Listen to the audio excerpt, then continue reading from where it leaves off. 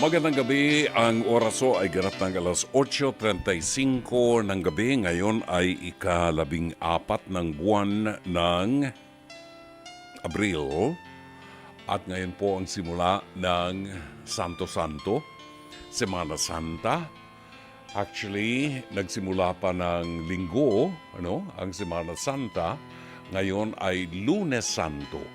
At naging tradisyon ng programang Dr. Love na tuwing Lunes Santo, Martes Santo at Miyerkules Santo ay pagninilayan po natin at kukuha tayo ng dagdag na kaalaman kung ano ang kahulugan ng huling 7 wika ng ating Panginoon. The reason why we're doing it on Holy Monday, Tuesday, and Wednesdays because we are off. Wala tayong airing ng Huwebes Santo at Viernes Santo para mabigyan natin ng higit na panahon ng ating mga listeners sa kanilang mga pagninilay. So sa araw na ito ay atin pong pagninilayan ang una at ikalawang wika ng Panginoon. Una at ikalawang huling 7 wika ng ating Panginoon. Para lamang alam natin kung ano yung ating ipinagdiriwang, ano yung ating pinagninilayan kapag Lunes Santo, Miyerkules Santo, Martes Santo, Huwebes Santo, Viernes Santo. Alam natin kung ano ang paghihirap ng ating Panginoon.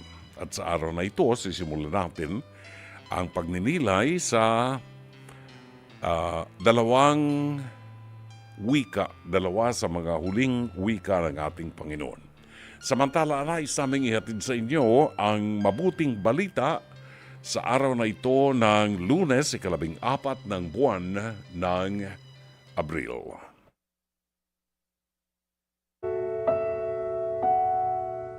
Pagkain pang-spiritual. Mga salita ng Diyos na nag-iiwan ng pag-asa, kapanatagan at kapayapaan. Pagkain pang-spiritual.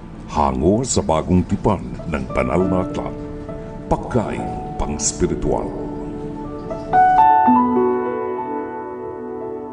Narito ang ating pagkain pang-spiritual sa araw na ito ng Lunes, Lunes Santo, ika-14 ng buwan ng Abril. Ang mabuting balita ay matatagpuan sa ika-12 kabanata ng Ebanghelyo sangayon kay San Juan, talata 1 hanggang 11.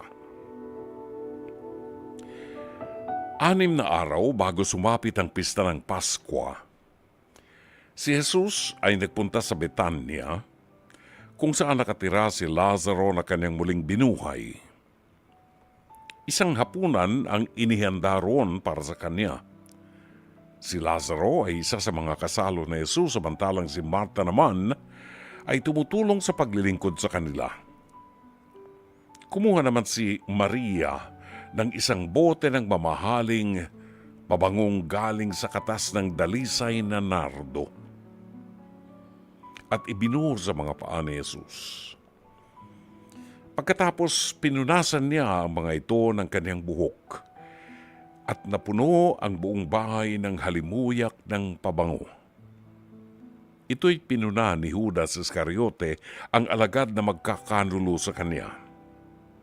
Sinabi niya, bakit hindi na lamang ipagbili ang pabango at ibinigay sa mga dukha ang pinagbilhan?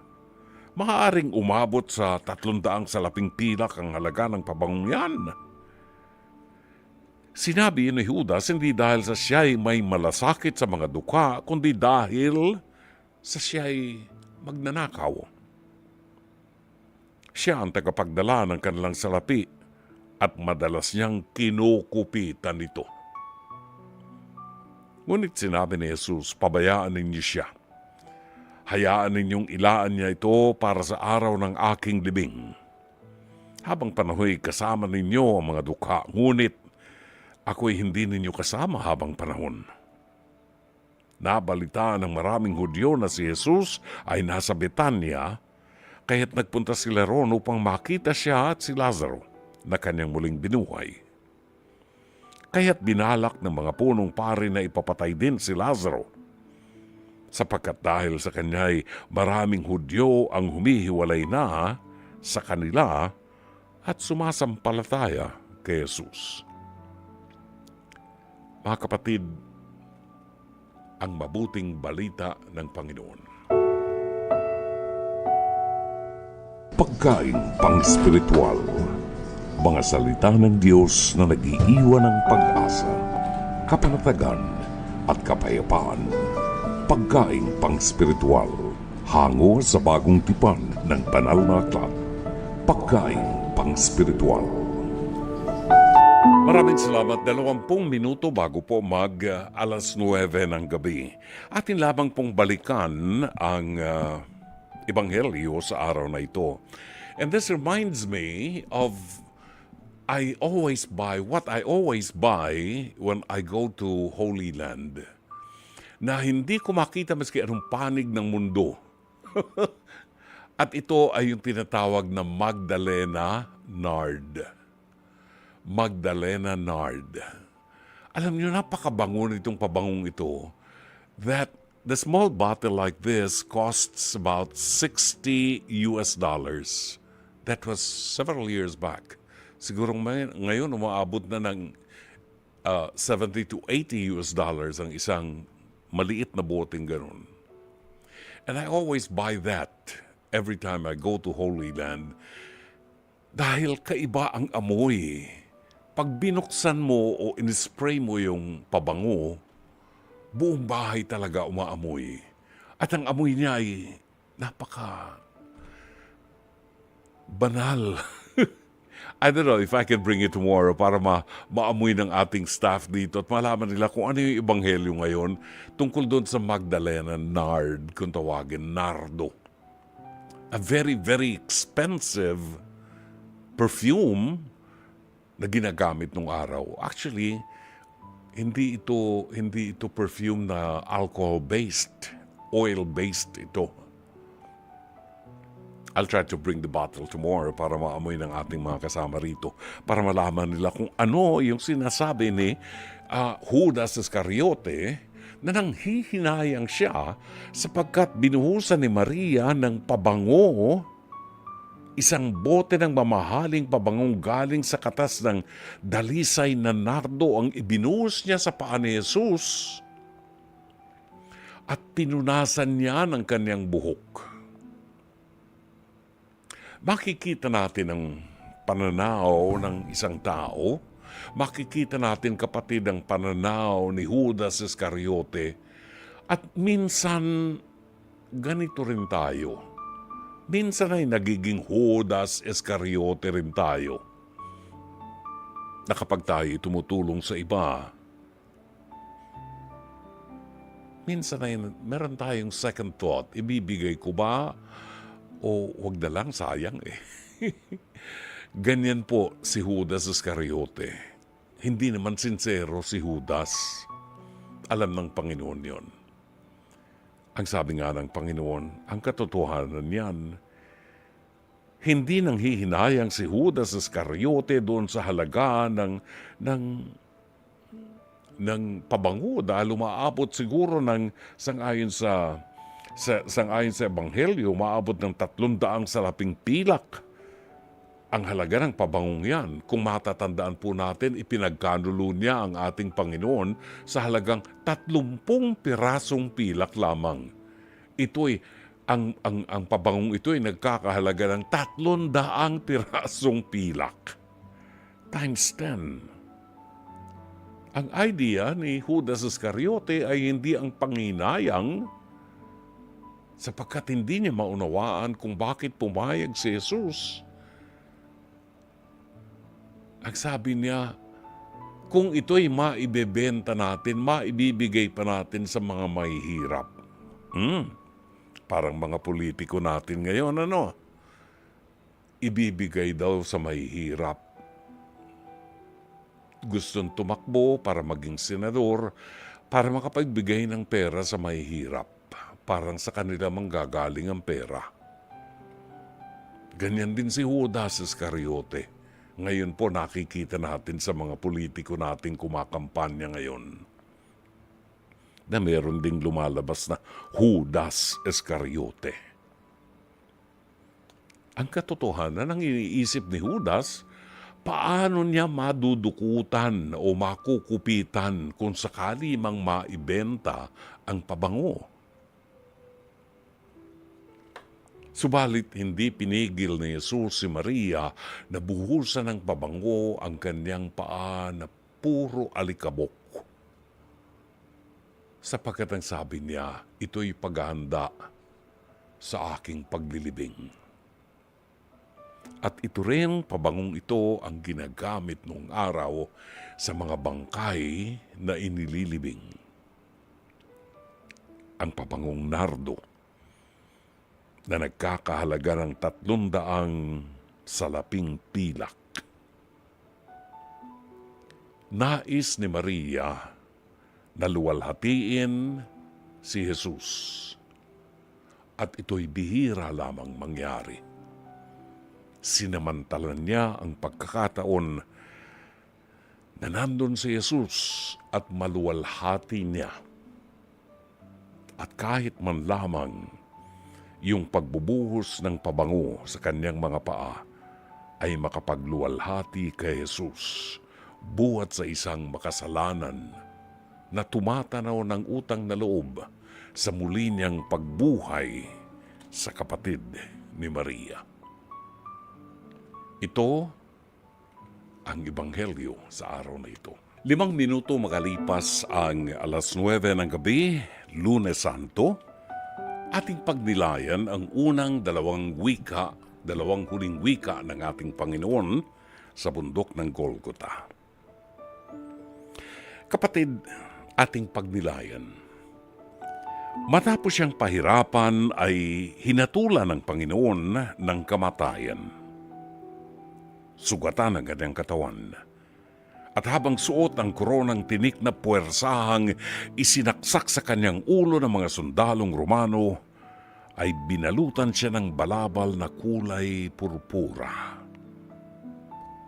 Ipinatong sa kanyang balikat ang isang napakabigat na krus, simbolo ng ating mga kasalanan sa Diyos na naglalayo sa atin sa kanyang puso. Tinahak ni Jesus ang daan ng krus na kung tawagin natin ngayon ay Via Crucis o Via Dolorosa kapag tayo naglalakbay sa Holy Land. Isang mahaba at baku-bakong daan patungo sa bundok ng Golgota kung saan naghihintay ang maraming Hudyo at mga sundalong Romano. Naroon din sa bundok ng Golgota ang kanyang ina at ang tagasunod na si Maria na taga Magdala. Wala ang marami sa kanyang mga alagad na nangakong hindi siya iiwanan at ipagtatanggol siya sa mga kaaway. Tanging si Apostol Juan ang itinangi, ang naroroon. Kapatid, sa kainitan ng araw, hinubad ang kanyang damit at pinagsugalan ng mga sundalo ang kanyang balabal. Sa hapdi ng mga sugat sa kanyang katawan at patuloy na pagdurugo nito, sa gitna ng patuloy ng pagbaon ng koronang tinik sa anit ng kanyang ulo, pinagtulungan ihiga ng mga sundalong Romano ang kanyang nanghihinang katawan sa krus. Binalat ang kanyang mga kamay at paa upang umayon sa butas ng krus. Ipinako ang kanyang mga kamay at paa sa pamagitan ng mahabang pako na naglagos sa kanyang katawan. Larawan siya ng isang maamong tupa na sunod-sunuran sa mga sundalong Romano upang dalhin siya sa katayan. Sa nakabibinging katahimikan sa bundok ng Golgota, binuksan ni Jesus ang kanyang mga labi at nagwika.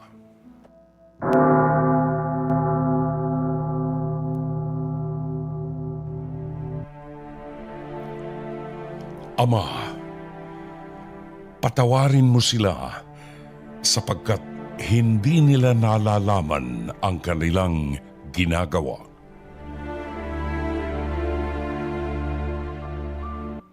Ang unang huling wika. Ama, patawarin mo sila sapagkat hindi nila nalalaman ang kanilang ginagawa. Kapatid, hango ito sa aklat ni San Lucas, Kabanata 23, Talata 34. Ang una sa huling 7 wika ng Panginoon ay tinatawag din sa salita o wika ng pagpapatawad. Ito di umano ay ang kanyang panalangin upang igawad ng Ama ang kapatawaran sa lahat ng may kinalaman sa kanyang paghihirap at sa lahat ng sa kanya'y nagkasala. Ipinakikita ni Jesus ang kahalagahan ng pagpapatawad sa kapwa. Kung hindi tayo nagpapatawad, nananatili sa ating puso ang galit at paghihiganti. Bagay na naglalayo sa atin sa kapayapaan. Kakainin ng galit ang ating pagkatao at wala na tayong makikitang positibong bagay sa ating kapwa. Alam ni Jesus na ang mga taong naging bahagi ng kanyang paghihirap ay mga taong naging instrumento ng Diablo upang ang lahat ay ilayo sa pag-ibig ng Diyos.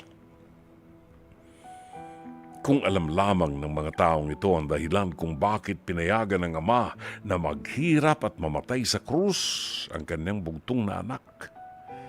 Kung alam lamang ng mga taong ito kung sino ang kanilang ipinapako sa krus, di sana'y walang karahasang naganap sa bundok ng Golgota. Sa halip na suklian ng galit, minabuti ni Jesus na ihingi ng tawad ang mga taong ito. Sanhi ng matinding pag-ibig ni Jesus sa sangkatauhan. Idinalangin pa rin niya sa kanyang Ama ang kapatawaran sa mga taong nagkasala sa kanya. Ilang beses ko pong patatawarin ng taong nagkasala sa akin? 7 beses ba? Hindi. 77 beses. Ito ang katanungang minsan ay ibinato kay Jesus. Ikaw kapatid, nagsisikap pa rin ba o nagsisikip pa rin ba ang dibdib mo sa galit? Sapagkat hindi mo pa rin kayang magpatawad sa mga taong nagkasala sa iyo. Hanggang kailan ka magdurusa?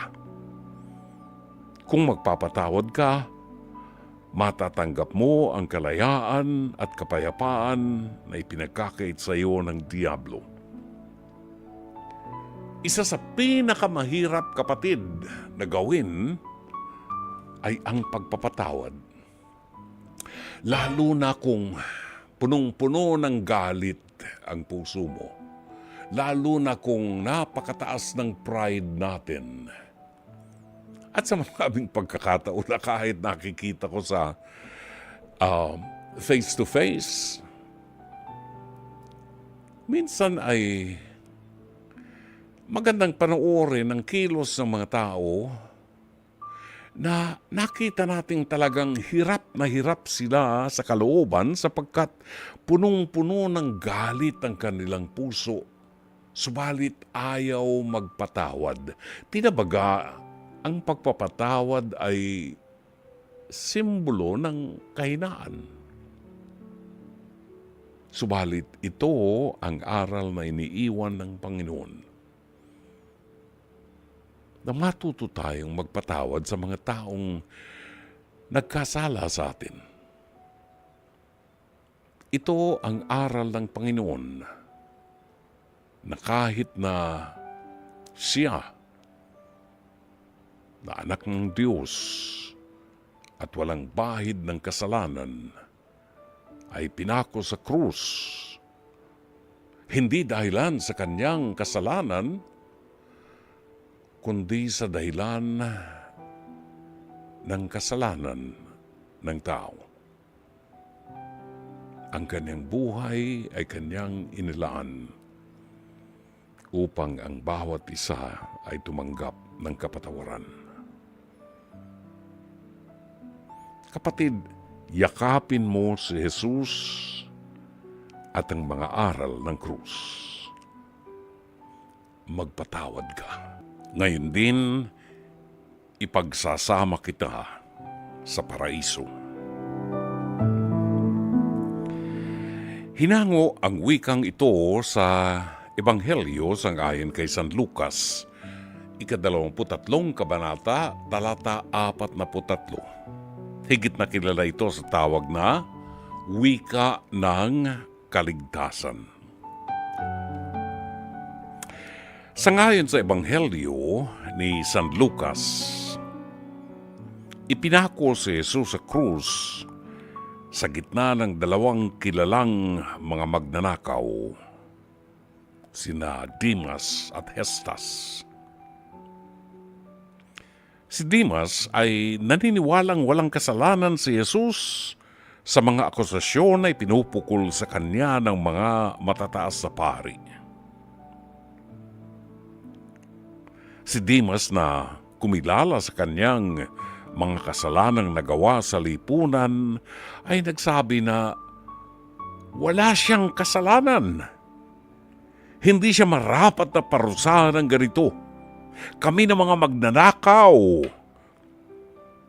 at masasama ang marapat na parusahan ng kamatayan. Lumingon si Dimas kay Jesus at nagsabi,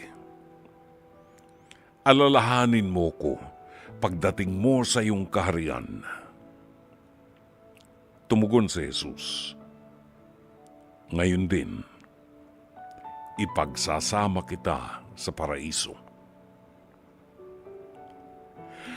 Kapatid, ang salitang paraiso ay hango sa orihinal na tekstong paradiso, na hango sa salitang Persian na paradisa o paradise garden. Paraiso. Ngayon din, ipagsasama kita sa paraiso. Mga salitang nagpapahayag ng tuwirang paglalakbay sa paraiso o langit na hindi nadadaan sa purgatorio o sa estado ng paglilinis ng kasalanan. Kapatid, ang tao ay mahina, marupok, madaling matukso sa kasalanan na naglalayo sa atin sa puso ng Diyos. Alam ni Jesus ang ating kahinaan. Ang dakilang awa sa puso ni Jesus ang nagbibigay sa atin ng pag-asa ng kaligtasan, pag-asa ng kapatawaran. Hinihintay lamang ni Jesus na aminin natin ang ating mga kasalanan, ang ating mga kahinaan. Ito ay nagpapakita ng kababaang loob ng isang tao na nagtitika. Sa parabulo, kapatid, ng alibughang anak, nakita natin ang ginawa ng isang anak na matapos makuha ang lahat ng kanyang mamanahin ay iniwan ang kanyang ama at nagpakalayo-layo at namuhay sa layaw ng daigdig. Nagpasasa sa kanyang kayamanan, nagtampisaw sa kasalanan ng daigdig. Hindi na naisip ang sakit na idinulot niya sa puso ng kanyang ama hanggang sa maubos ang lahat ng kanyang kayamanan. Noon lamang niya napagtanto ang biyaya at ligaya ng buhay kasama niyang kanyang ama. Sa gitna ng kanyang pagkagutom, kahit pagkain ng baboy ay kanyang kinakain, maibsan lamang ang kanyang pagkagutom. Di tulad sa bahay ng kanyang ama na maraming pagkain, maraming mga alipin na naglilingkod sa kanila. Naisip niya ang kanyang kaawa-awang kalagayan na hindi pinangarap ng kanyang ama para sa kanya. Nagdesisyon siyang bumalik sa kanyang ama upang humingi ng tawad.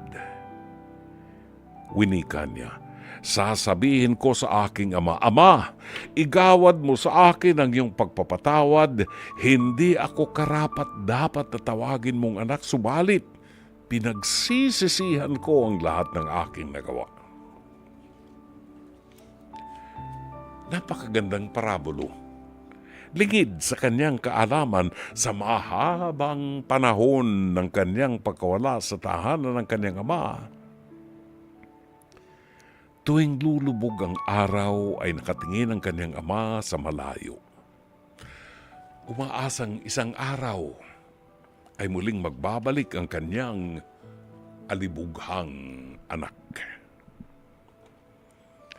Nakahanda na ang pagpapatawad ng isang ama. Hindi pa man hinihingi ng kanyang anak. Kaya sa kanyang pag-uwi, malayo pa ay nakabukas na ang mga kamay ng kanyang ama. Tanda ng kanyang pagpapatawad at pag-ibig sa anak na nagkasala. Ipinapatay niya ang kanyang matatabang guya. Sinuotan siya ng mamahaling damit at singsing. Tanda ng kanyang pagdiriwang sa pagbabalik ng isang anak na nagtitika. Ito ang larawan na gustong ipakita sa atin ni Jesus.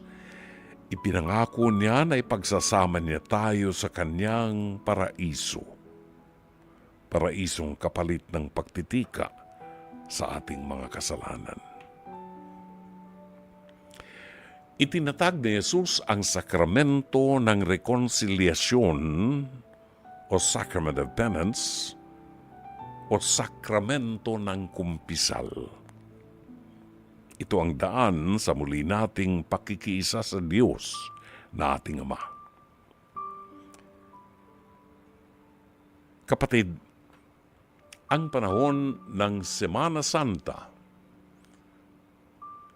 ang pinakatamang panahon upang pagnilaya natin ang ating kahinaan at magtika.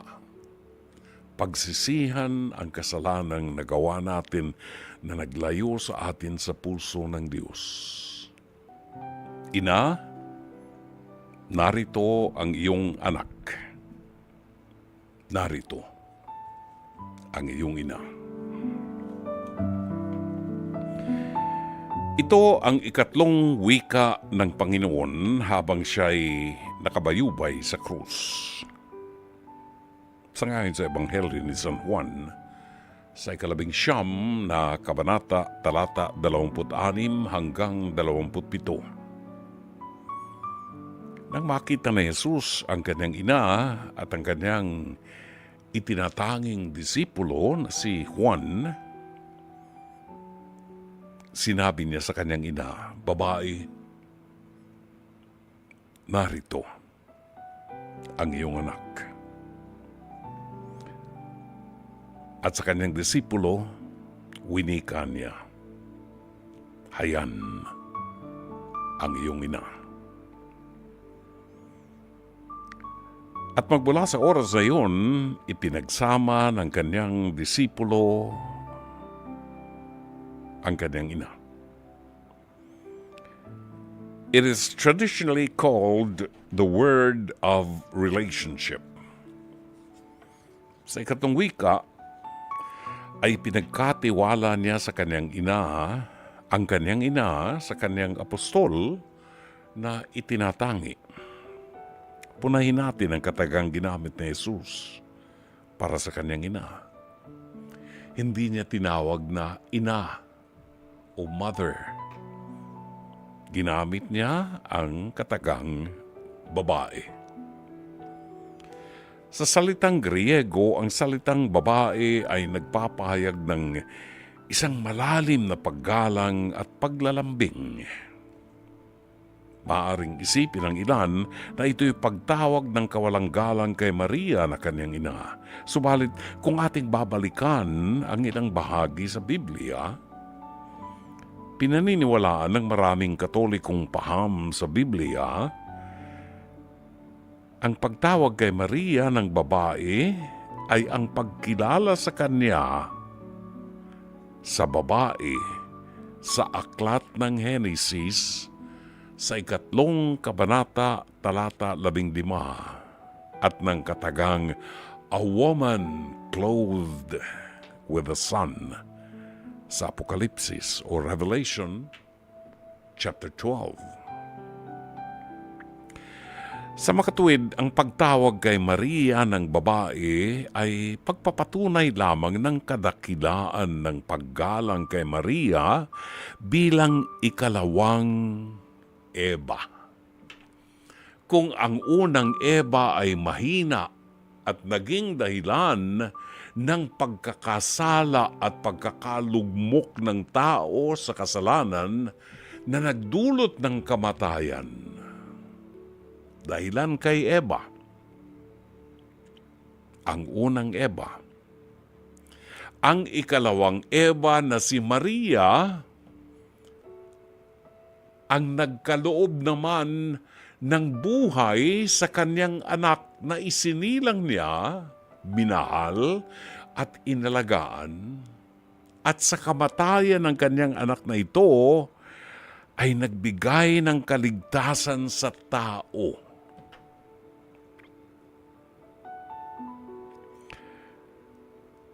Sa makatuwid, ang pagtawag kay Maria ng babae ay pagpapatunay lamang ng kadakilaan ng paggalang kay Maria bilang ikalawang Eva.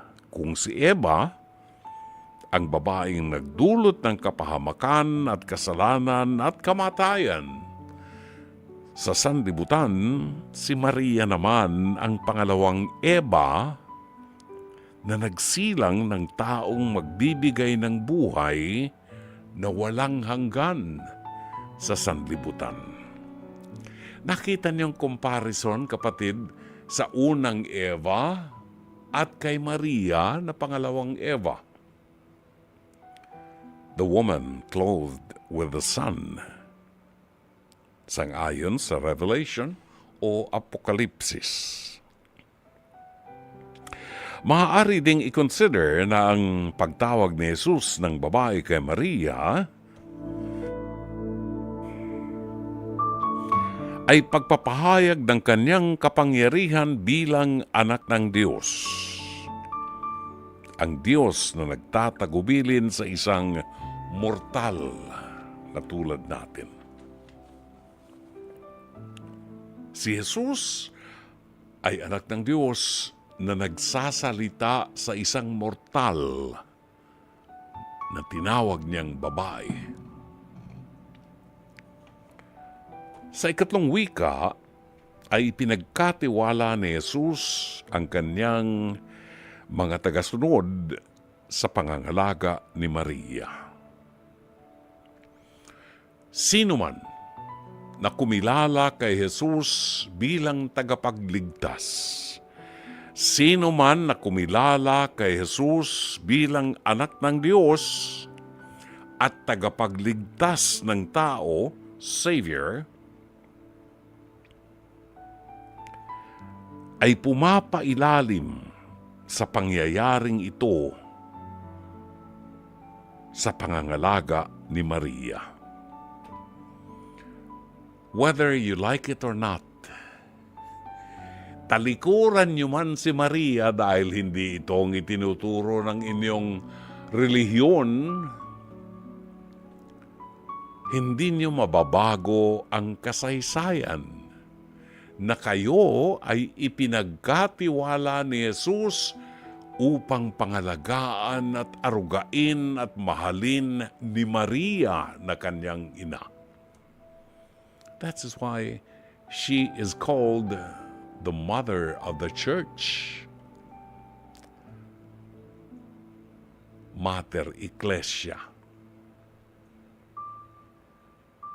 Mula sa oras na yon, ang sangkatauhan ay nagkaroon ng isang ina na mangangalaga at gagabay sa kanyang mga anak tungo sa kaligtasan at buhay na walang hanggan.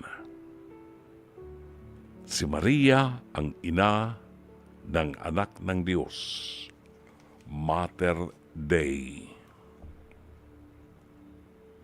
Ang inang nagkaloob sa atin ng kanyang anak. Ipinagkaloob ni Maria ang kanyang banal na anak sa ating mga makasalanan. Si Maria, ang ina ng Diyos, na hanggang sa ngayon ay hindi pa rin matanggap ng ilang mga di umano'y Kristiyano. Si Maria na ating tagapamagitan sa kanyang anak. Si Juan Evangelista na naroroon sa paanan ng krus ay tinagubilina ni Jesus. Narito ang iyong ina. Napakalaking karangalan na ipagkatiwala sa iyo ng isang taong naghihingalo ang kanyang ina. Tila baga sinasabi niya, ipinagkakatiwala ko sa iyo ang aking ina. Pangalagaan mo siya. Siya ang babaeng minahal ko na inahahabilin ko sa iyo ngayon. Siya ang iyong magiging daan tungo sa aking puso. Siya ang aakay sa inyo sa kadiliman ng buhay at sa tukso ng kalaban. Ito si Maria. Ito si Maria na hanggang sa ngayon maraming mga Kristiyano ang tumatalikod sa kanya at ayaw kilalanin ang pagsasakrifisyong ginawa ni Maria para sa atin.